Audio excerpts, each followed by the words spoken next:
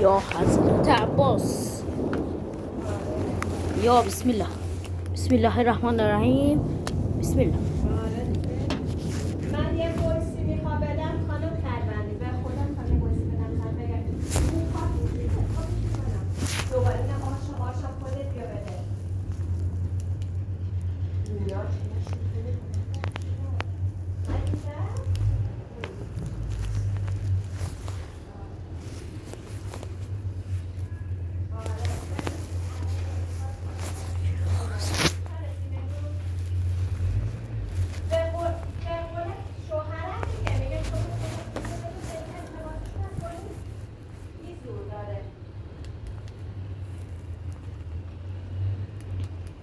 انگار بچه ها رو ببخشید مثلا آدم بدکارن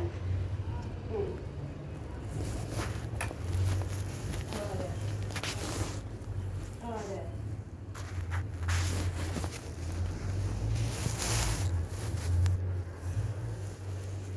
ببین الان فیلم اردو رو ببینید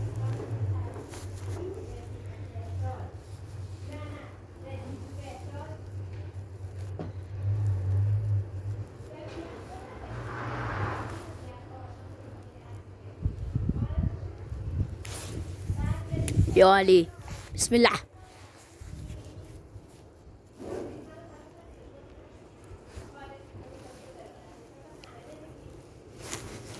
حضرت عباس الوزا. حضرت عباس. علی علی علی.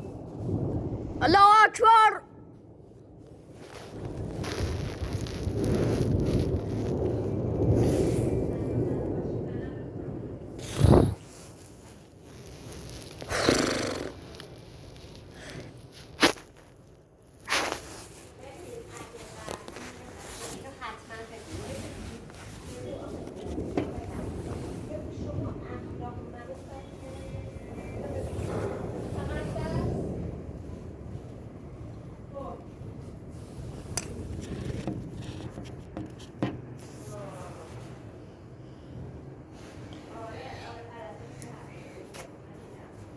یه بار